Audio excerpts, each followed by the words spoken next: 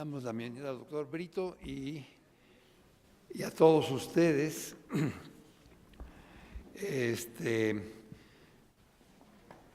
Es la bienvenida a los miembros de nuestro presidium,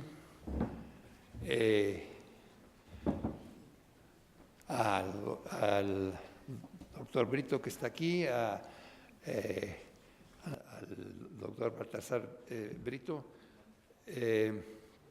al doctor Miguel León Portilla, al maestro Eduardo Sojo. Como presidente en turno del Colegio Nacional, les doy la bienvenida a todos ustedes por su presencia aquí. Es un evento muy especial. Esto es una verdadera joya, lo que se va a hacer la presentación del Atlas de la República Mexicana. De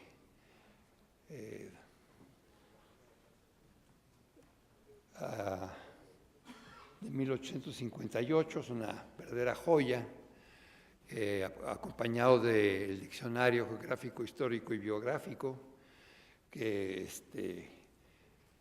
ustedes podrán apreciar en la presentación, y que además va a dar lugar a una rifa de ejemplares que los afortunados que los reciban verán qué joyas se van a llevar. Y tenemos al doctor Miguel León Portilla, que ha hecho un esfuerzo a través de los años extraordinario para tener este tipo de joyas, y la investigación que ha hecho sobre el pasado de México, que no tiene comparación. Y me toca hacer la presentación, no quiero tomarme ningún tiempo excesivo.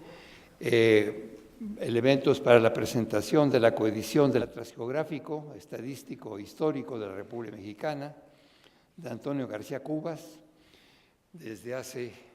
hecho ya hace más de un siglo y medio, y le voy a dar la palabra al doctor Baltasar Brito Guadarrama para que nos haga una presentación de unos 15 minutos sobre esta obra, si nos hace el favor, doctor. Claro que sí, muchas gracias. Agradezco primeramente al Instituto, al INEGI, agradezco a su titular, el maestro Eduardo Sojo. También le agradezco al Colegio Nacional el haberme invitado esta tarde, y desde luego a mi querido maestro y amigo, el doctor Miguel León Portilla. A todos ustedes agradezco su presencia también. Dividiré en dos partes los comentarios que voy a hacer al respecto de la obra, principalmente la del Atlas, y me voy a permitir, si ustedes así lo permiten también, leer un poco de lo que traigo escrito. Cuentan los mitos que los pueblos del México antiguo obtuvieron de sus deidades protectoras la promesa de una tierra abundante en recursos naturales, en la que su esfuerzo y arduo trabajo serían recompensados con una existencia digna y próspera. En ella, dioses y humanos se encargarían, por medio de un pacto, de mantener el equilibrio universal mediante diversos rituales y sacrificios. La caída de Tula, poderoso centro político y religioso que floreció entre los siglos X y XII, desencadenó fuertes movimientos poblacionales donde hombres, mujeres, niños y ancianos iniciaron una larga y extenuante travesía por paisajes desconocidos, en la que seguramente el hambre, el frío y otras calamidades entorpecieron su andar. Las migraciones de la antigüedad se encuentran afortunadamente bien documentadas en distintas crónicas y manuscritos pictográficos elaborados durante el siglo XVI, como en los códices Tlotzin, Quinatzin y Xolotl para la región de Texcoco, y en los códices Oban, Boturini y Mapa de Sigüenza, que narran la peregrinación mexica, fuentes todas ellas que conjuntan una rica información de carácter mítico e histórico que nos permite seguir paso a paso el itinerario de dichos grupos. En esta ocasión, quiero referirme a la migración que da por resultado el repoblamiento del Valle de México, liderada por el famoso caudillo Xolotl, de quien descienden los linajes más importantes de México. Fue Xolotl un gran guerrero chichimeca de ascendencia otopame que arribó al Valle de México con un nutrido grupo de calpulis, quien tras explorar el territorio los dotó de un sitio para fundar sus ciudades y les designó señores que les gobernasen. Poco a poco comenzó el pueblo a apropiarse de la geografía y la naturaleza, continuando con la construcción de casas, palacios y templos que comenzaron a revestirse de un fuerte carácter simbólico. El historiador novohispano Mariano Fernández de Echeverría y Beitia narró la forma en que Xolotl tomó posesión de la tierra en lo alto del cerro Xocotl, que se encuentra en las cercanías del poblado de Xocotitlán. Dice el señor Beitia: llevando consigo al príncipe Nopaltzin y subiendo a la cumbre, mandó Xolotl que uno de aquellos señores disparase 4 flechas con cuanta fuerza alcanzase a los 4 rumbos principales, y habiéndolo ejecutado, cortaron esparto y hierbas secas, las retorcieron como cordel y las ataron por las puntas, formando un círculo en el suelo. Encendieron fuego encima, que después esparcieron por los mismos 4 rumbos. Estas y otras ceremonias eran las que se usaban en señal de posesión.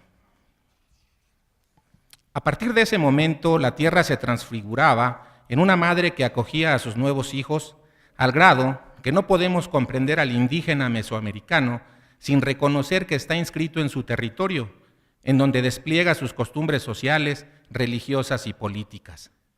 La tierra es para él mucho más que una cantidad de polvo y piedra, pues está revestida de un carácter simbólico que da al pueblo signos inherentes a su identidad propia. Una vez que un grupo se posesiona de un territorio, este se vuelve determinante para su desarrollo cultural y material.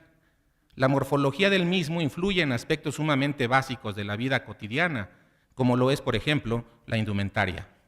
En un clima frío, sus habitantes utilizarán pieles o tejidos gruesos para guarecerse. Por el contrario, las prendas ligeras serán las adecuadas en las zonas tropicales y calurosas. Por otro lado, el propio espacio es modificado con la construcción de edificios y vías de comunicación que determinarán, por ejemplo, la economía y otros aspectos de la cultura de los pueblos. Durante la época virreinal, el pensamiento occidental comenzó a ganar terreno. La corona española se vio precisada a realizar nuevas expediciones que le permitieran expandir sus conquistas y a elaborar censos para determinar la cantidad de tributarios en cada uno de los antiguos altépetl o pueblos mesoamericanos. Entre toda la documentación del siglo XVI, destaca la matrícula de tributarios elaborada en Huejotzingo durante 1560. Se trata de la representación geográfica de la provincia de Huejotzingo, complementada con un censo de población detallado. Esto en un primer momento no sería nada nuevo, pues en archivos como el General de Indias, el General de la Nación de México o en la Biblioteca Nacional de Antropología e Historia existen censos documentales del siglo XVI. Lo interesante en este caso reside en que las autoridades huejotzincas acompañaron al juez de comisión para levantar un censo poblacional que incluyó de manera detallada el nombre glífico, es decir, con imagen, de los tributarios, conteo que se realizó pueblo por pueblo, casa por casa y familia por familia, siendo la única fuente documental pictográfica del siglo XVI en contener más de 11,000 topónimos divididos de la siguiente forma: tlactoques o gobernantes 61, nobles 1040, maseguales sin tierra 5,393, maseguales con tierra 2,307, más 552 mayores de 52 años, 378 enfermos, cojos y mancos que no pueden tributar, haciendo un total de este rubro de 3,227 tributarios. Mercaderes sin tierra, 389. Artesanos y otros especialistas en actividades productivas como carpinteros, petateros, zapateros, carreteros, pescadores, pintores, fundidores de cobre, etcétera, 377. Funcionarios de la organización política y religiosa, entre los que hay cantores y músicos, 121. Viudos con tierras, 218. Viudas con tierras, 482. La suma total de la provincia fue de 11.318, lo que da cuenta de la compleja estructura política y social de los pueblos de esa época. Como podemos observar, el Códice Xolotl y la matrícula de Huejotzingo son ejemplos de la existencia de la cartografía y la estadística entre los pueblos indígenas del México antiguo, pues en ellos se plasmó tanto el entorno geográfico como su cosmovisión y su historia. Segunda parte.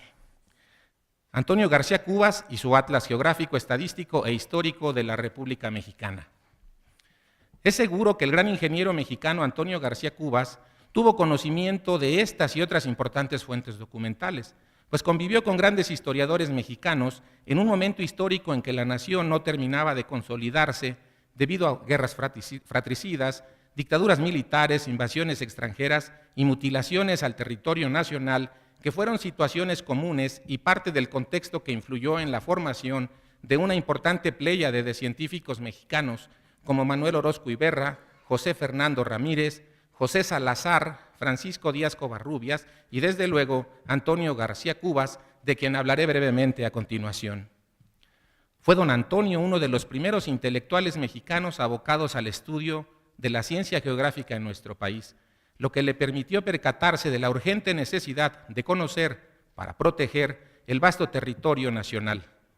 Afortunadamente, su determinación lo llevó a subsanar este vacío. Con tan solo 26 años de edad y con plena conciencia de que el saber geográfico y estadístico es fundamental para el desarrollo social y económico de cualquier nación, decidió emprender la titánica tarea de elaborar un atlas geográfico, estadístico e histórico de la República Mexicana, obra en la que puntualizó no solo el clima y el aspecto físico de cada uno de los estados que a la sazón conformaban nuestro país, sino que también incluyó índices poblacionales, actividades económicas e incluso sociales, como las fiestas anuales de cada región, con el agregado de que todos esos datos se complementaban con una somera descripción de sus principales poblaciones. Por si esto fuera poco, incluyó la reproducción de dos importantes documentos fundacionales de México, el Mapa de Sigüenza y el Códice Boturini, ambos magníficamente comentados por el célebre historiador José Fernando Ramírez. En pocas palabras, esta obra permitió vislumbrar por vez primera la riqueza natural y cultural de la nación. Si bien es cierto que la publicación obtuvo el visto bueno del Ministerio de Fomento, el apoyo económico fue bastante corto, por lo que para llevar a buen puerto tan encomiable empresa, García Cubas tuvo la necesidad de separar su obra en 32 entregas, todas ellas sujetas a una previa suscripción. Este sistema editorial fue bastante utilizado a lo largo del siglo XIX, pues era una forma de costear las grandes publicaciones cuando se carecía del peculio necesario para pagar el tiraje de una obra completa y así abaratar el costo de su manufactura. Sin embargo, a pesar de esta bondad, el método presentaba sus bemoles, pues en muchas ocasiones no salían a la luz todos los números que eran ofrecidos en el prospecto editorial, dando como resultado que prometedores trabajos jamás llegaran a publicarse íntegramente. Tal es el caso del álbum Glorias Nacionales, álbum de guerra, que aunque se anunció en una segunda época para enero de 1868 y prometía hermosas vistas elaboradas por el gran caricaturista Constantino Escalante, las entregas y además las entregas irían acompañadas con textos de los literatos más reconocidos de su tiempo, como Vicente Riva Palacio, Manuel Paino, Ignacio Ramírez, Guillermo Prieto e Ignacio Manuel Altamirano. Finalmente solo se emitieron 2 números, pues el ilustrador Constantino Escalante murió trágicamente después de haber tenido un accidente ferroviario. El lugar elegido para realizar el atlas fue la imprenta de J.M. Lara, cuya ubicación estaba en la calle de Palma, muy cerquita de aquí, y era dirigida por don José Mariano Fernández de Lara, famoso editor decimonónico que al igual que Ignacio Cumplido y Mariano Galván, se caracterizó por la excelente factura y calidad de sus trabajos. De sus prensas salieron infinidad de leyes, circulares, decretos y bandos emitidos por el gobierno mexicano, así como la obra intelectual de importantes políticos e historiadores como Carlos María de Bustamante y Lucas Alamán, que se materializó en aquellos talleres. Para hacer del Atlas un producto de calidad que conjuntara a la perfección el texto y las imágenes utilizadas, Lara trabajó con los principales litógrafos de su época, razón por la cual las firmas de los prestigiados José Antonio de Caén, Esiquio Iriarte, José María Muñoz Guren e Hipólito Salazar aparecen en las láminas que ilustran la edición.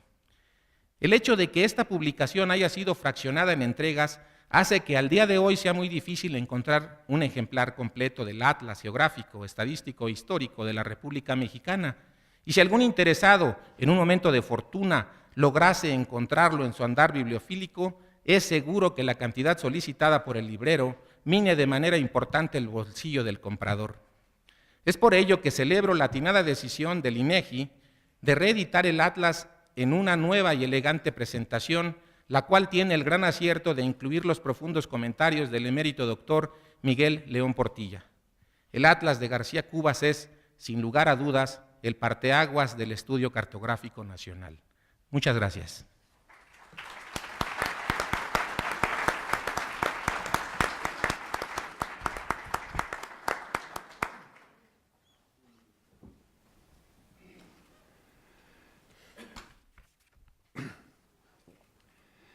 Bueno, después de esta magnífica presentación, le pediría a Miguel León Portilla que hiciera los comentarios del promotor de la obra. Muchas gracias. Queridos amigos del Presidium, señoras y señores, algunos de ustedes tal vez se pregunten, bueno, ¿y para qué publican estas obras antiguas del siglo XIX? Figúrense ustedes un diccionario y un atlas de 1858, que no ha habido más estudios, es la última palabra, pues estaría México mudo si fuera la última palabra. Voy a decir por qué creo que es importante y luego un poquito en qué consisten estas dos obras. Yo creo que es importante para México que así como el INEGI actualmente nos informa de lo que ocurre en una cantidad enorme de campos, desde la extensión geográfica de nuestro país, la producción en tal y cual campo, que nos da estadísticas de lo que ocurre. Es importantísimo también saber cómo era el país. Antonio García Cubas, del que diré por el momento que era un sabio, no, es decir, hoy día nosotros, los que estamos aquí, Baltasar, el doctor y yo, tenemos muchas ventajas. Aquí en el Colegio Nacional tenemos auxilio secretarial, tenemos bibliotecas, tenemos toda clase de cosas, internet. Pero los que trabajaban en el siglo XIX no tenían nada de esto, nada. Y sin embargo, trabajaron admirablemente. García Cubas pertenece a esa generación eximia en la cual estuvieron Joaquín García y Casbalceta, Antonio Vigil, José María Vigil, Orozco Iberra, Manuel Orozco Iberra, una serie enorme de personas, Francisco del Paso y Troncoso, José Fernando Ramírez, que dejaron a México un legado de cultura. Y entre ellos estuvo este señor José Antonio García Cubas. Nació él en esta ciudad en 1832 y murió aquí en 1912. Vivió 80 años. Fue, van ustedes a verlo, persona de gran capacidad de trabajo. Entonces, ¿por qué se publica esto? Yo creo que se publica, y el doctor Sojo nos lo va a decir, puesto que el INEGI puso grande interés en esta edición, se publica para que tomemos conciencia de cómo era México hace siglo y medio y cómo es hoy día México. Dice, bueno, ¿y para qué? ¿Cómo que para qué? Pues para conocernos. Si pudiéramos tener como piedras miliarias de cada 10 años lo que ha sido México, sería una maravilla. Pero si no tenemos eso, por lo menos tenemos la conciencia que se tomó en el año de 1858 y siguientes por parte de García Cubas. Y entonces veremos qué es lo que hoy en día es México y qué es lo que era antes. Piensen ustedes que cuando García Cubas elabora su atlas, apenas han pasado 11 años de la guerra con los Estados Unidos. Este atlas va a reflejar lo que quedó de México. Digo lo que quedó. Claro que era la parte más importante, la parte poblada, la parte con rica historia, la geografía riquísima de nuestro país. Pero habíamos perdido otros 2 millones de kilómetros cuadrados. Y García Cubas participó incluso en la fijación de los nuevos límites. Él cuenta que cuando tenía 15 años vio con gran tristeza ondear la bandera de Estados Unidos aquí en el astabandera del Palacio Nacional. Yo pienso que debió afligirle mucho. Y él, García Cubas, tuvo una vida activa en el país, no era una rata de biblioteca. Él fue el telegrafista que informó sobre la victoria del general Zaragoza sobre los franceses el 5 de mayo de 1862. Él fue consejero de varias dependencias, Secretaría de Fomento, Secretaría de Relaciones, ministerios se llamaban de Relaciones Exteriores. Entonces, interesa porque para conocer lo que somos, tenemos que conocer lo que fuimos. Yo creo que cualquiera de ustedes, si le preguntan, ¿quién eres tú? Dice, pues me llamo Pedrito Gómez Sánchez, así. ¿Y por qué me dices eso? Pues porque mi papá se llamaba X Sánchez y Gómez, mi mamá. O sea, yo me presento con mi historia. Y aquí está la historia, pero hecha por un hombre de gabinete, pero que también salía al campo, que trabajó, figúrense, en establecer los límites con los Estados Unidos. Habla allí de un personaje, otro de los que establecen, de los que habían ido a San Diego, al puerto de San Diego, con instrumentos muy precarios para ir a delimitar los límites. Y dicen que ese señor, fíjense, cuando se establece el límite de las Californias, se establece 5 millas marítimas en el punto más extremo del puerto de San Diego y una línea recta a la confluencia de los ríos Colorado y Gila.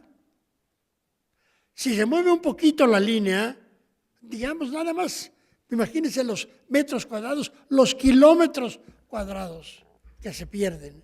Y dice García Cubas, gracias a este señor salvamos muchos, dice todavía, leguas cuadradas. Sí, porque los norteamericanos se admiraban de que los mexicanos con tan instrumentos tan precarios, incluso tenían que llevar guarniciones, tropas, escoltas, porque había los apaches y otros grupos que podían ser agresores. Entonces, esa pienso que es, seguramente el doctor Sojo nos va a decir otros argumentos más. Pero ahora bien, ¿qué es esta obra? ¿Qué es un atlas? Un atlas, bueno, hay la figura del atlas, ¿verdad?, cargando al mundo. Pues el atlas tiene un mapa general de la República Mexicana y luego mapas de cada uno de los estados y territorios. En el siglo XIX había otros territorios, por ejemplo, el territorio de la Sierra Gorda, el territorio de Tepic, el territorio de Tlaxcala, que ahora son estados. Ya México no tiene territorios, todavía a mí me tocó ver cuando se convirtió de territorio a estado las dos Californias nuestras, Baja California Norte, Baja California Sur, y luego Quintana Roo. Entonces García Cubas, en momentos críticos, le da a México esto. Van a decir, pero no había visto nunca un atlas. Había un atlas, sí, del barón de Humboldt, que había publicado en París en 1805, pero no era un atlas general. Era un atlas con un mapa mucho más elemental que este, y un atlas que tenía algunas cuantas rutas terrestres, nada más. Y aquí tienen un retrato de cómo éramos hace 1858, o sea, hace aproximadamente siglo y medio. Y a raíz de que la cicatriz de la pérdida territorial aún no se cerraba. García Cubas nació de una familia de recursos modestos, perdió a su padre siendo joven. Su familia no tenía apoyo económico, había una tía que les daba cierta ayuda, pero no suficiente. Él tuvo que trabajar en puestos así, ínfimos.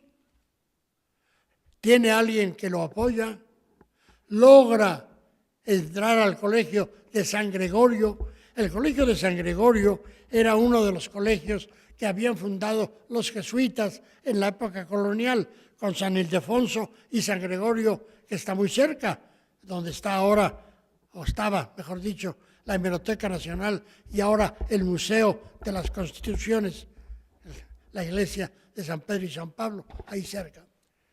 Bueno, pues ese colegio, en la época ya republicana, continuó formando gente. Allí estuvo de director nada menos que este político de independentista, el doctor José María Luis Mora. Ahí empieza a formarse nuestro amigo García Cubas. Él cuenta en un libro precioso que se llama El libro de mis recuerdos. Es un libro que demuestra que era hombre de letras. Ese libro, con más de 300 ilustraciones, lo publicó a su costa con un hijo de él. Y en ese libro nos va dando la historia de lo que vio del México del siglo XIX. Un siglo muy difícil para México. Fíjense ustedes, la guerra de independencia fue un desangramiento terrible para México, terrible. Quedó el país muy destrozado. Y cuando ya en 21 México adquiere su independencia, todavía tenemos la tragedia del primer imperio, en 24 la primera república, y si Iturbide, por haber regresado desatendiendo un decreto que prohibía que volviera al país, se hizo culpable de una pena que le trajo la muerte, México, terriblemente hay que confesarlo, también dio muerte a Vicente Guerrero. Es decir, no México, pero sí Anastasio Bustamante. De manera que los que consuman la independencia lamentablemente murieron a mano de mexicanos. Después, ¿qué pasa? Toda la primera mitad del siglo XIX son guerras internas, guerras externas, la guerra de los pasteles, la guerra con los Estados Unidos, la pérdida del territorio. Y luego, ¿qué pasa? Se trata de establecer una república tranquila, pero los monarquistas, pensando en otra hipótesis de país, traen a Maximiliano. Y otra vez se desangra el país, terriblemente. El propio García Cubas nunca quiso simpatizar con el imperio. Manuel Orozco Iberra, que sí aceptó ser ministro de Fomento, le invitó a que preparara un mapa de los 50 estados o distritos en que dividió al país. García Cubas elaboró un atlas, pero no lo hizo sino para dar gusto a Orozco Iberra. Y después del siglo XIX, señores, viene pues la restauración de la República, sí, pero a la muerte de Juárez otra vez una dictadura. Esa es la historia de México, dolorosísima, muy difícil. Bueno, pues aquí el diccionario, salto ahora al diccionario, el diccionario de García Cubas nos va a dar en forma de índice, desde la A hasta la Z, en primer lugar, los lugares importantes del país, ciudades, pueblos, villas, ranchos, haciendas, todo. Yo he buscado cosas rarísimas y ahí están. Es interesante ver las estadísticas, pues si hubiera nacido en esta época, a lo mejor entraba en competencia con el doctor Sojo, él hubiera dicho, yo debo de ser del INEGI. Pues sí, en México ha habido interés por tener conciencia, la Sociedad Mexicana de Geografía y Estadística. Pero García Cubas, que se había formado ya en el Colegio de San Gregorio, que después estuvo en la Academia de San Carlos porque le interesaba mucho el dibujo y la pintura, y que culminó su carrera estudiando en la Escuela de Minería, la Escuela de Minas, allí se hizo ingeniero, tiene una trayectoria impecable y va a estar muy vinculado a la Secretaría de Fomento. La Secretaría de Fomento tuvo una misión muy importante. Yo les puedo decir, la Secretaría de Fomento patrocinó ediciones de obras clásicas de lenguas indígenas, por ejemplo, de obras muy importantes para la historia de México. Pues García Cubas, elaborando sus trabajos bajo la protección de esa secretaría, iba a preparar esto. Cuando él entra, ve que había un ingeniero conde que ya tenía elaborado una especie de atlas, pero un atlas que todavía no se podía llamar como tal. Había elaborado un mapa de la República Mexicana, pero imperfecto. Y entonces él, con la anuencia del señor, dice, voy a hacer el atlas. Él tiene contacto con quien estaba al frente de la Secretaría de Fomento, Miguel Lerdo de Tejada. Y él le cae bien a Miguel Lerdo de Tejada y le dice a Lerdo de Tejada, yo te voy a ayudar, veo que tú tienes interés. Cuenta una anécdota muy curiosa, que un día lo llevó con el presidente Santana. Y el presidente Santana vio un mapa de México antes de la guerra con los Estados Unidos. Y le dijeron, mire usted lo que perdimos. Y que Santana dijo, ¿cómo? Dice, ¿perdimos todo eso? Así. Y dice, por lo cual me di cuenta que no sabía lo que habíamos perdido. Y como vio que García Cubas tenía inmenso interés, dijo que le den 100 pesos de gratificación. Eran un poquito más que los 100 pesos de ahora. García Cubas entrega este atlas. Van a verlo ustedes, los que tengan en primer lugar el interés, que entiendo yo que la idea es que el atlas esté en las importantes bibliotecas del país, en las más importantes. Debo decir que hay una edición, obviamente, de 1858, pero también quiero decirles que es de muy escasa y muy difícil consulta. Entonces ya a mí me pareció que era servir a nuestro país proponer esta edición del Atlas y del diccionario. Era darle al país, ¿quieres verte en el espejo de tu infancia? Ahí lo tienes. Y se puede ver. García Cubas fue infatigable. Publica su Atlas con 2 mapas y acompañado de información copiosísima sobre recursos mineros, agrícolas, navegación, aduanas, todo lo que ustedes puedan imaginar. El INEGI de aquella época. Y esa obra empieza a circular limitadamente. Yo no creo que haya 100 ejemplares de la edición original. Ahora se hace una edición mucho mayor que va a circular y estoy seguro que en el extranjero quieren tenerla también. Entiendo que va a ser difícil conseguirla, por eso el Colegio Nacional, de acuerdo con el INEGI, con la Universidad Nacional, que son los 3 patrocinadores, ha obsequiar a ustedes 5 ejemplares del Atlas y 5 del diccionario. García Cubas no se detuvo allí, revisó su carta geográfica del país como 6 veces, cada vez mejorándola más. Si ustedes leen mi estudio introductorio, yo me meto con problemas científicos. Es decir, hacer un mapa no es cualquier cosa. Piensen ustedes que un mapa refleja lo que en la realidad está en una esfera. Entonces hay que hacer una proyección que se llama, como quien dice, la esfera hay que desdoblarla y extenderla. Naturalmente que es imposible hacerlo perfectamente. Entonces ahí viene la teoría de la proyección. García Cubas tiene una serie de ensayos que explica cómo se hizo el Atlas. Con ayuda de ingenieros, él mismo era en parte astrónomo, puso aquí en el Palacio Nacional un incipiente observatorio astronómico.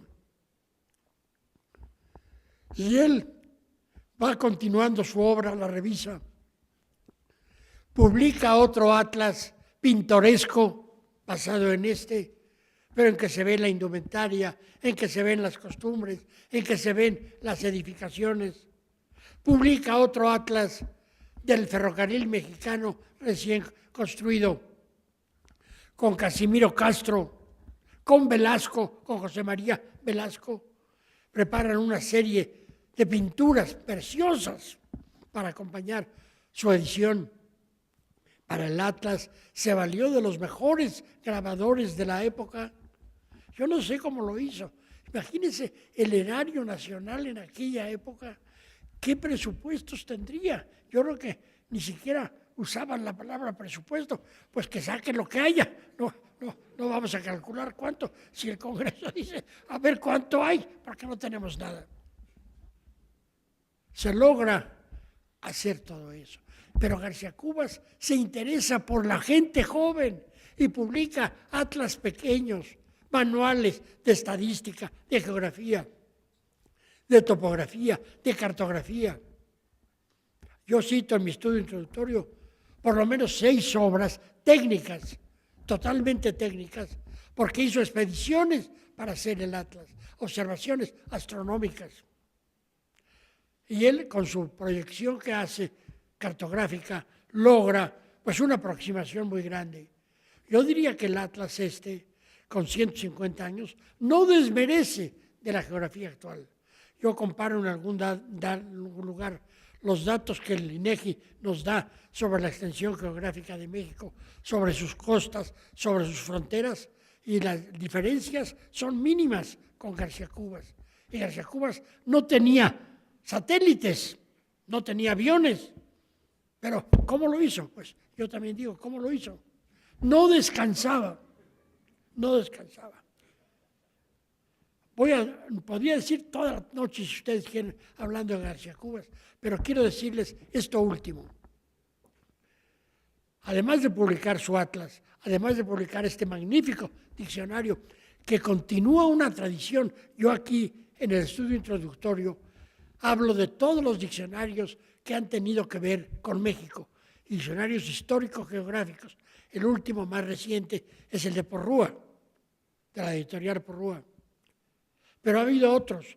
Manuel Orozco Iberra, allá por mediados del siglo XIX, 1855, publicó otro diccionario en 8 tomos. Era un diccionario español, pero adaptado a México. Había un militar cubano de apellido Pérez, que hizo intento de otro diccionario. Después viene el de García Cubas. Y en lengua española hay un famosísimo diccionario de Pascual Madós, publicado en Madrid en 16 tomos, que también da un cuadro cabal de la geografía española. Para mí este es el Madós mexicano. Bueno, pues sus últimos años, ya un poco cansado, le habían hecho un homenaje en la Sociedad Mexicana de Geografía y Estadística.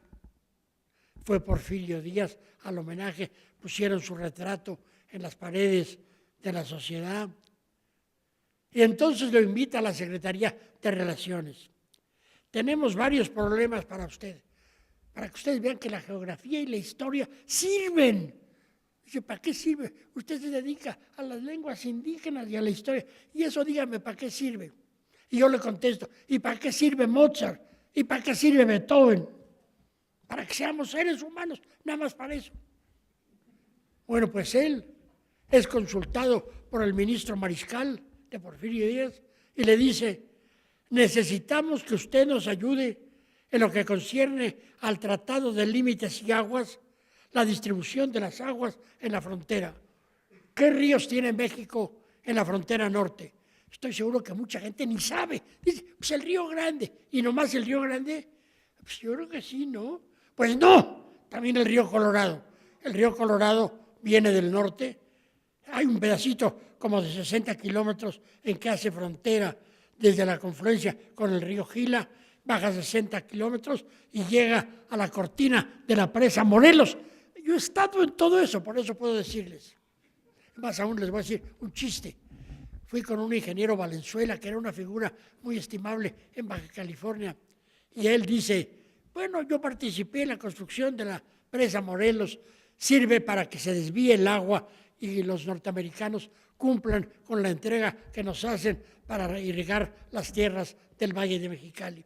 Y se construye la mitad de ella, pues en cierta manera, en la parte del lecho norteamericano. Y dice, pues yo, miren, medí la cosa de la cortina y le eché unos 20 metritos más para el lado gringo, de tal manera que les quitamos 20 metros, que multiplicados por el ancho de la presa, tiene que 50 metros, son como, hemos recuperado 200 metros.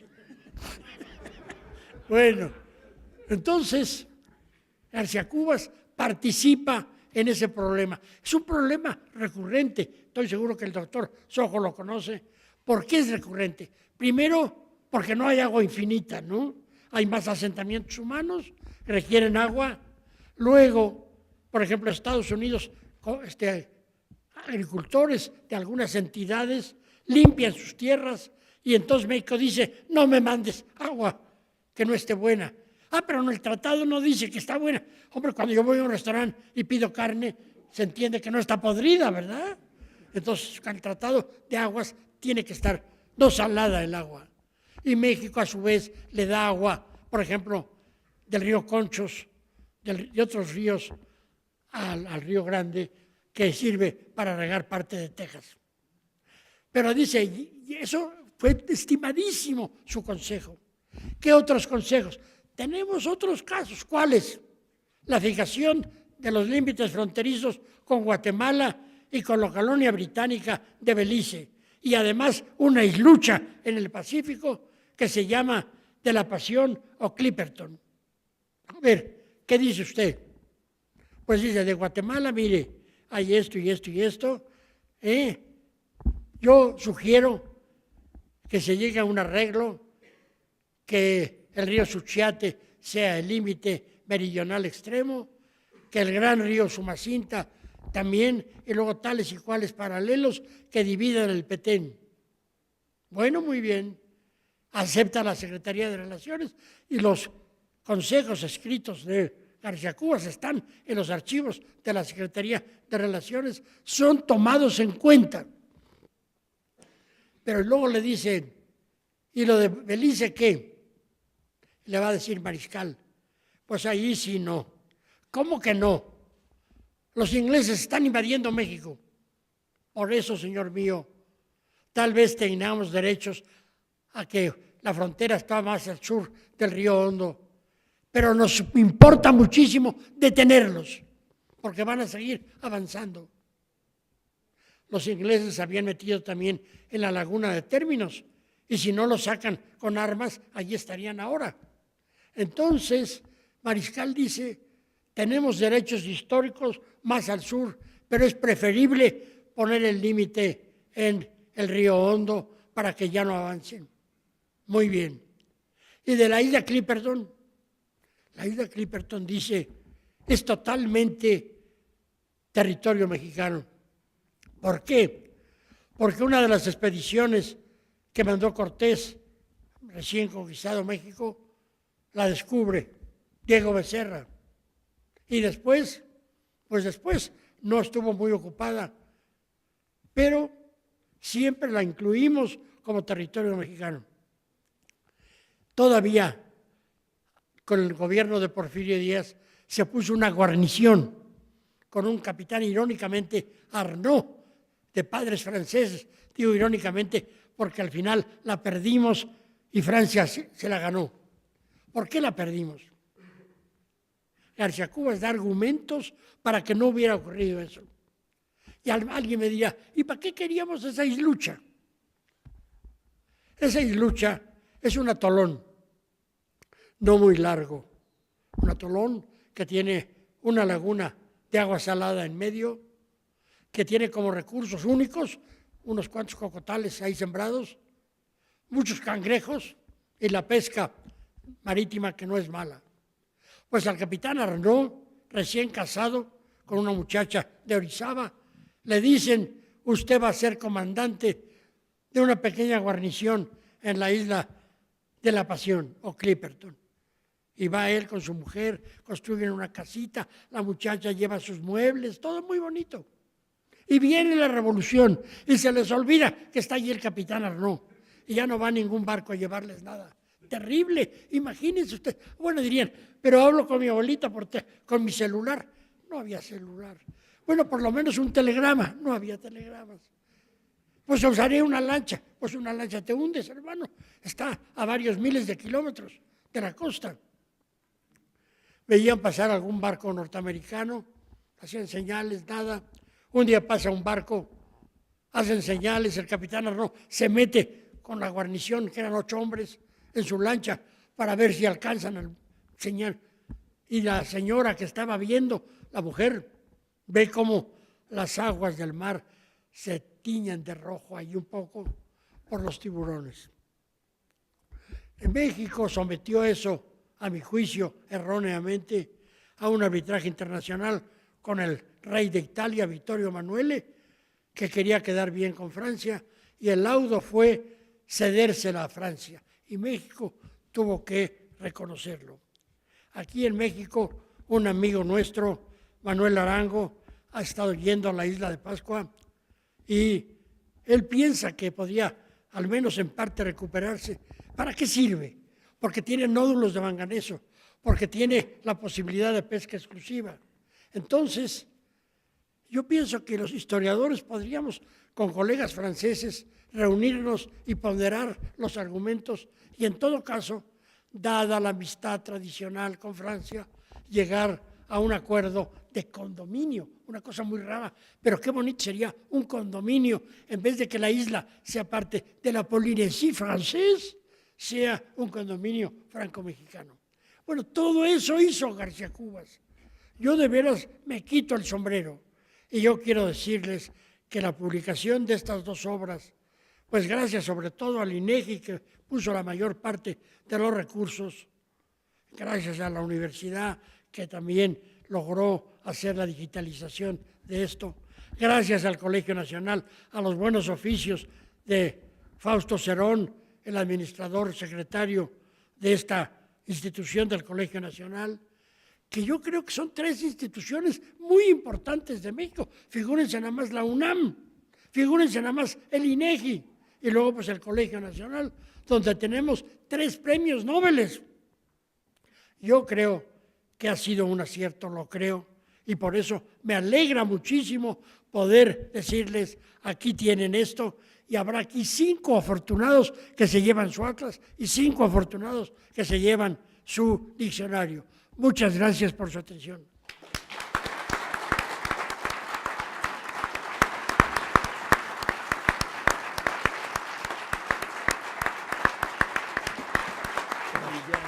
Gracias.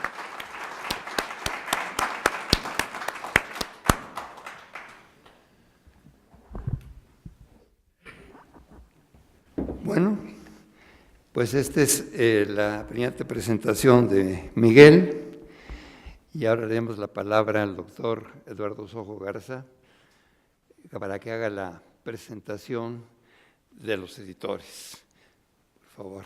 Muchísimas gracias, don Miguel, don Octavio, estimado Baltasar, amigas y amigos. Es para todos los que trabajamos en el INEGI, para la Junta de Gobierno aquí presente, ha sido un verdadero privilegio unir esfuerzos con el Instituto de Investigaciones Históricas de la UNAM y con el Colegio Nacional para llevar a cabo la reedición de estas obras, de estas dos obras que son unas joyas, son realmente una belleza. El único mérito que tenemos en el instituto es haber escuchado la iniciativa de don Miguel León Portilla de llevar a cabo este proyecto, y que la verdad no es mucho mérito. Escuchar la iniciativa de este sabio contemporáneo mexicano, yo me quito el sombrero y el INEGI se pone de pie ante usted, don Miguel. Pero también el día de hoy venimos a celebrar a un visionario, ingeniero, topógrafo y geógrafo excepcional, mexicano, que desde mediados del siglo XIX marcó los derroteros de la disciplina geográfica que debería seguir nuestro país. Celebramos a quien se considera el padre de la geografía de México, a don Antonio García Cubas. Pero como también lo mencioné en un inicio, también celebramos la visión de don Miguel León Portilla, admirado historiador mexicano que promovió con gran pasión una reedición facsimilar de estas obras magnas de García Cubas. Hace unos momentos, antes de entrar a esta presentación, don Miguel nos compartía que este era un sueño para él. Y qué bueno, don Miguel, que este sueño se hizo realidad, porque de verdad son obras que todos debemos admirar, que todos debemos conocer. El Atlas es una obra extraordinaria de un mexicano que decidió hacer la diferencia para su país. Y hacer la diferencia no es un asunto casual, no es un asunto de suerte, no es un asunto aleatorio. Los seres humanos decidimos hacer la diferencia y García Cubas decidió hacer la diferencia por el desarrollo de su país. De exactitud y empeño que nuestro ingeniero dedicó a estos sus primeros trabajos resultaron una excelente carta de presentación. Por ello, y como ya se mencionó, el entonces Ministerio de Fomento lo apoyó para materializar el Atlas. Su realización fue resultado de la acumulación de experiencia de sus trabajos previos y de su incansable estudio. Fue su primer trabajo individual y lo realizó durante su tiempo libre entre 1856 y 1858, paralelamente a las responsabilidades que tenía en dicho ministerio. Pero no fue sencillo. Para hacer costeable su ambiciosa empresa, García Cubas recurrió al sistema de entregas por suscripción, como ya nos lo comentaba Baltasar. En la presentación del Atlas Geográfico, García Cubas explica las razones que lo impulsaron a la formación de su obra y deja en claro que la definición de las fronteras territoriales no era la única aportación que la ciencia geográfica podía ofrecer a la consolidación de un país. Al respecto declaró: el principal objeto con el que se ha formado el presente Atlas es el de dar a conocer este hermoso país, tan rico por sus productos naturales. La falta de cartas y de noticias geográficas ha sido uno de los obstáculos para la realización de grandes proyectos. Bien conocido el país, las empresas de colonización, las de caminos, las de minas que poseemos ricas y abundantes, las de agricultura y muchas otras, darán el resultado de la prosperidad a que deben aspirar los votos de todos los mexicanos. Aunque tales consideraciones pueden parecer evidentes, vistas desde la perspectiva del día de hoy, es notable la visión de Antonio García Cubas al reconocer que la información geográfica era indispensable para alcanzar un desarrollo pleno como nación. García Cubas fue innovador en muchos sentidos. Como geógrafo, estaba convencido de la importancia de realizar estudios interdisciplinarios, específicamente en la vinculación de la información estadística y la información geográfica, la labor que quedó plasmada en su atlas. Debo señalar que hoy en día albergar en una sola institución las responsabilidades estadísticas y geográficas se ha convertido en una ventaja competitiva del INEGI, en una ventaja competitiva de México y en la mejor práctica internacional en la materia.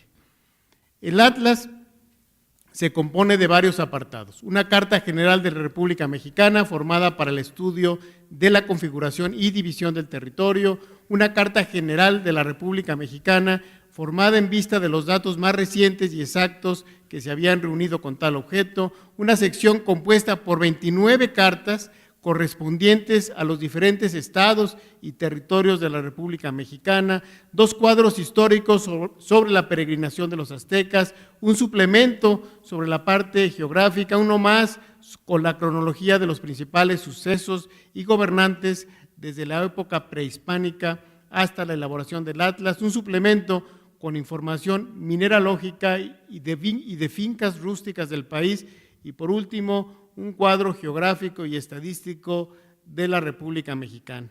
Como pueden ustedes darse cuenta, el proyecto impulsado por Antonio García Cubas dio como resultado una imagen integral de la geografía y estadística del territorio nacional. Para la realización de su obra, García Cubas utilizó los estudios de diferentes autores de renombre, como Alexander von Humboldt, Pedro García Conde y Francisco Díaz Covarrubias, por mencionar solo algunos. De igual manera, recopiló datos estadísticos de distintos repositorios gubernamentales. Y como ya dijo don Miguel, sin internet, sin apoyo secretarial, sin todos los elementos que tenemos el día de hoy. El Atlas no estuvo exento de cuestionamientos, como tampoco está exento de cuestionamientos la cartografía que hoy realiza el INEGI con las tecnologías más avanzadas. Sobre el particular, García Cubas resaltó muy acertadamente que las revisiones y correcciones se darían con el tiempo, pues él no había hecho sino poner la base para tal proceso. Queda claro que el Atlas de García Cubas tenía sus limitaciones, pero sus méritos no pueden negarse. Se debe señalar que entre sus mismos colegas hubo quienes estuvieron conscientes de ello y supieron ubicar esta obra en su contexto temporal, técnico e histórico.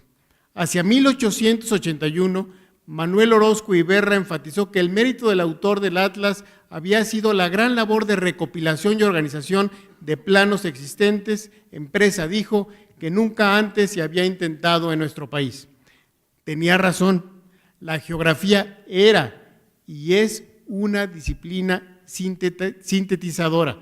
Por ello, hoy en día, con el objeto de garantizar que cualquier representación del territorio sea homogénea y posibilite la interoperabilidad, se ha desarrollado un marco normativo geográfico básico para la integración de la infraestructura de datos espaciales de México, que se conoce como IDMEX. Estoy completamente seguro que hoy García Cubas se sentiría muy orgulloso de lo que se ha logrado en nuestro país con esta infraestructura de datos espaciales de México. Manuel Orozco Ibarra también señaló a propósito del Atlas de Antonio García Cubas, pedir la perfección antes de tiempo es quimera. Todas las naciones han empezado como nosotros en el camino de las ciencias y es preciso advertir que los principios no son siempre defectuosos, que si no se comienza, nunca se llega al término. Sabias palabras porque la historia del quehacer geográfico sigue avanzando, como lo ha hecho a lo largo de la historia. Hoy, en los albores del siglo XXI, necesitamos redoblar esfuerzos y dar un nuevo impulso a la generación de información geoespacial a fin de enfrentar con éxito los enormes desafíos que se nos presentan. El mundo se ha vuelto cada vez más interdependiente, los eventos suceden más rápidamente y cada vez más se requiere velocidad de respuesta. Hoy hablamos de la revolución de los datos, de imágenes de satélite cada vez más precisas, de cartografía participativa, de convergencia de datos, voz e imágenes, de capacidades y velocidades de procesamiento que eran inimaginables en los tiempos de García Cubas. Amigas y amigos, como bien dice el geógrafo Peter Gould, todo existe en el espacio y en el tiempo. Es decir, todo tiene una geografía y una historia. A lo largo del tiempo, cada cultura y cada civilización ha buscado tomar decisiones con la mayor información geográfica posible y en cada cultura el conocimiento geográfico ha sido un factor estrechamente vinculado con el desarrollo de la sociedad. México, desde su nacimiento como país independiente, ha tenido su propia trayectoria en cuanto al desarrollo de conocimiento geográfico vinculado a su pasado como colonia, a décadas de inestabilidad política tras alcanzar su independencia y a la pérdida de la mitad de su territorio, como ya nos lo mencionó don Miguel. Por ello resulta lógico que los científicos de las ciencias geográficas desarrollaran un alto sentido de la unidad y el fortalecimiento nacional, y que entendieran que para ello era indispensable un buen conocimiento del territorio del que se dispone para conservarlo. La obra de García Cubas, inmersa en esa corriente profundamente nacionalista, es una muestra notable de recopilación e integración del conocimiento geográfico y estadístico del siglo XIX. Una obra que mostró de manera adelantada las preocupaciones que hoy son ocupaciones del INEGI, fruto de una trayectoria iniciada hace 47 años con la creación de la Comisión de Estudios del Territorio Nacional y Población. En efecto, lo que motivó a García Cubas y otros notables científicos de su tiempo es lo que nos motiva ahora: brindar a la sociedad de manera oportuna información estadística y geográfica con la mayor calidad y oportunidad posible, pero hoy en día con un ingrediente adicional: la explosión en el uso de información geográfica. Un artículo que leí hace tiempo se quejaba del error que cometió Harvard y otras universidades de Estados Unidos de eliminar su departamento de geografía en los 40, y se quejaba porque el conocimiento espacial, la visualización, la cartografía contemporánea y las demás competencias de la educación geográfica nunca han sido tan relevantes o necesarias.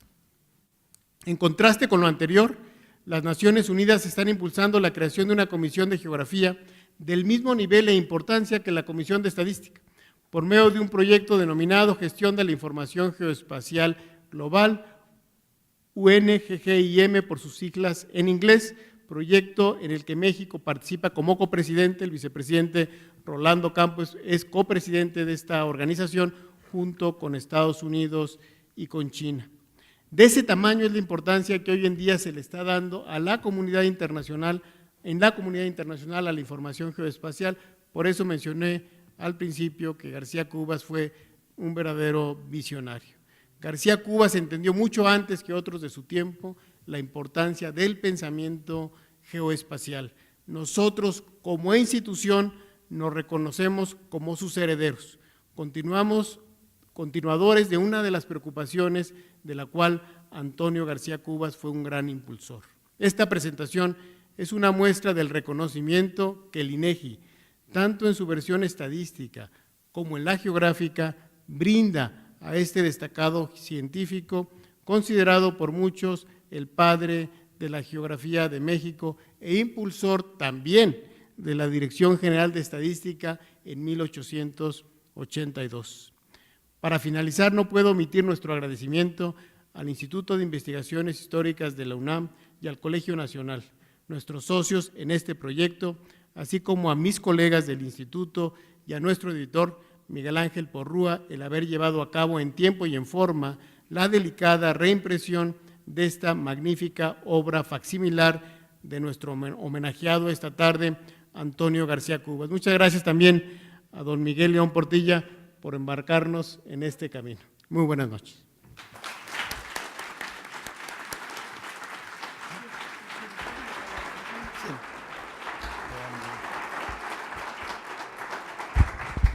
quiero sumarme a la felicitación que expresó el doctor Sojo al impresor, editor Miguel Ángel Porrúa por esta magnífica reproducción, también a los expertos, bien sea del Instituto de Investigaciones Históricas de la UNAM y también quienes tienen a su cargo las labores editoriales en el INEGI por su trabajo en relación con el diccionario. Muchas gracias.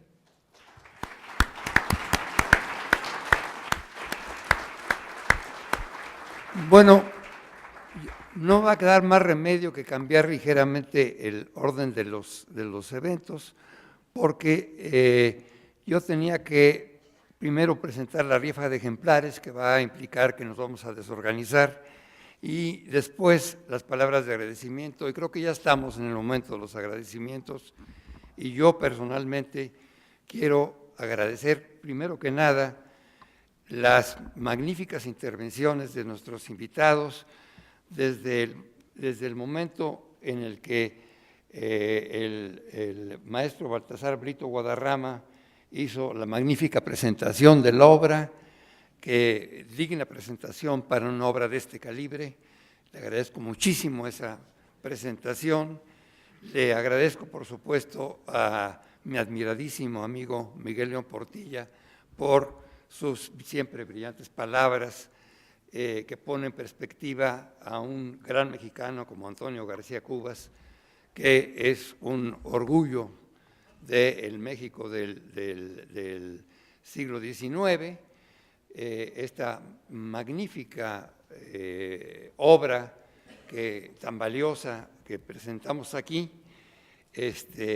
como siempre, mi admiración por Miguel no tiene límites, y por supuesto al doctor Eduardo Sojo, que representa para el siglo XXI al INEGI, que es la forma moderna de representar el símbolo que un solo hombre, Antonio García Cubas, pudo hacer en su momento con un esfuerzo personal, pero el INEGI ahora es una de las grandes instituciones de este país y está dedicado a hacer cosas que nos permiten tener verdaderas joyas, porque es una joya, el Atlas de la República Mexicana y en cierto sentido también el diccionario. Y entonces, pues los agradecimientos tienen que ser agradecimientos desbordados a nuestros presentadores de esta noche, que honraron a un gran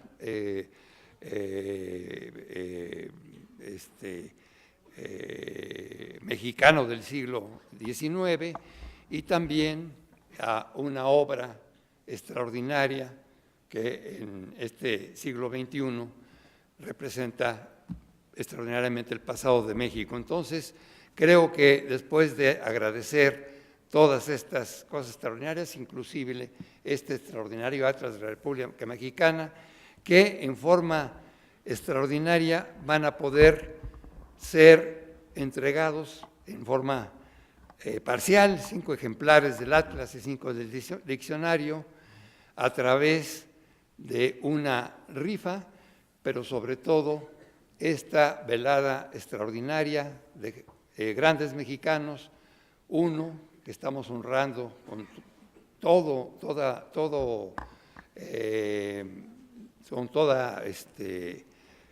mérito, un mexicano que ya no está con nosotros, pero que siempre dejará su huella en México, y nuestros participantes de esta noche. Y ahora sí podemos pasar a la rifa de ejemplares y a ver quiénes son los afortunados que pueden hacer esto. No sé si podríamos pedirle a Chonita que nos ayudara con la elección de los... Bueno, muy bien. Pues una queridísima amiga mía, pero por supuesto... Muy bien, muy bien. Favor de tener sus boletos a la mano. Bueno, pues a ver... Vamos a ver, va a haber 5 ejemplares del Atlas, que es una joya, y 5 ejemplares no menos valiosos del diccionario. Vamos a ver a quién les A ver a quién le corresponde toca, ¿verdad? A ver a quién. Mano especial de Chonita. Pues el primer afortunado va a ser 143, 143. 143, 143. ¿Sí? Pues que pase, ¿verdad? Que pase. Que pase el 143, le tocaría el diccionario, así que El diccionario. espero que no peque de... ¿Primero el diccionario? Bueno, entonces, ¿qué ¿No hago? está? Sí, sí, ya vino por acá. Viene por acá. Ah, Otro número. ven, qué suerte. 143. ¿Quién es? Sí. Muy bien. Sí, sí. Espera, Segundo yo no puedo. afortunado. Usted entréguele mi nombre, por favor. Lo va a Por favor. Perdóneme que no lo entregue yo mismo. A ver, ¿quién más puede recibir el diccionario? Chonita. El segundo afortunado es 135, 135. 135, ¿Quién tiene el número número afortunado? 135.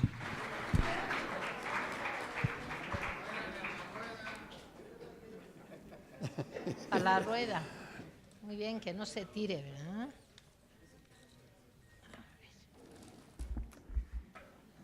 Ya, ¿no?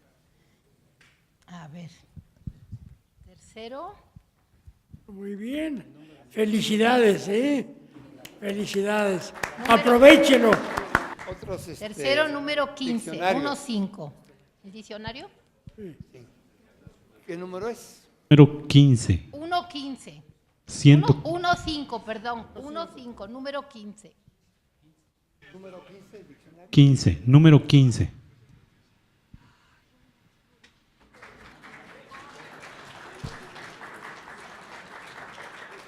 Muy bien. Aprovechelo mucho. Diccionario. De nada. Le damos otro poquito para mantener más el... Otro diccionario, 5 diccionarios para... Para el número 59, 59. Número 59.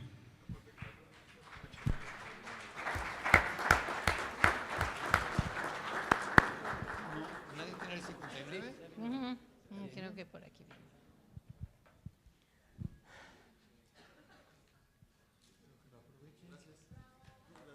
Muy bien. El último diccionario. El último diccionario, entonces. A ver. 103, 103. Número 103, 103. Penúltimo.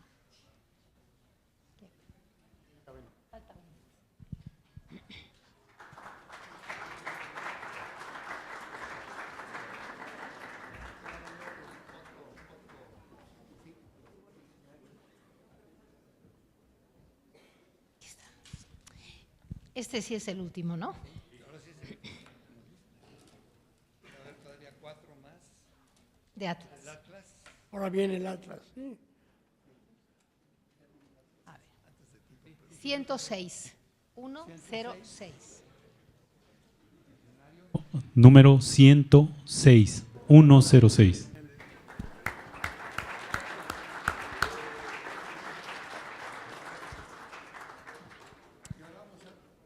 Ahora con el Atlas.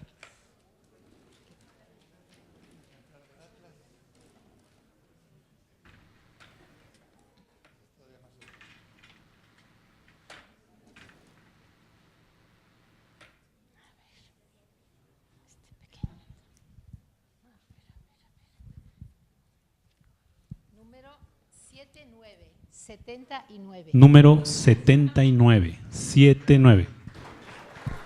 A ver quién tiene. ¿Sí hay?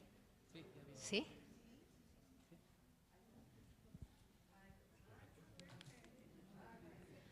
Ay, sí.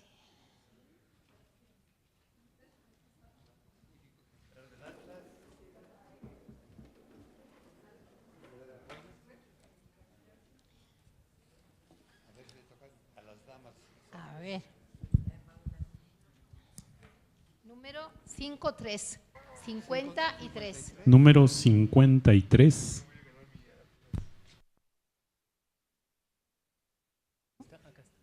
¿Ya?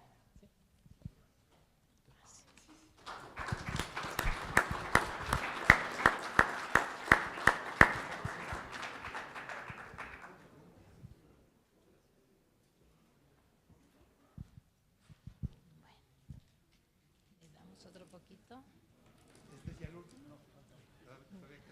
¿Cuántos quedan? ¿2? ¿O un?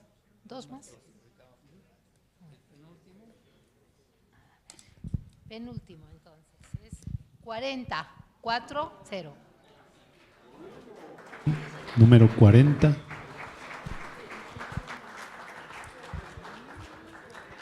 Felicidades, felicidades. Sí. Felicidades. Y ahora sí el último. Qué lástima. A ver, yo cierro los ojos. 7, 8, 78. Número 78.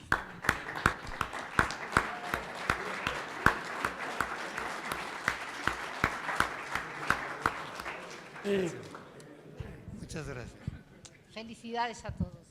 Bueno, pues muy bien, muy bien. Gracias a todos por su asistencia al Colegio Nacional y a ustedes. Muchísimas gracias. Mucho gusto, doctor. Gracias. Y felicidades, ¿eh? Gracias. Una foto juntos. Una foto. Agradecemos su presencia y recuerde que los invitamos en la planta baja para disfrutar de un cóctel por la premiación. Gracias.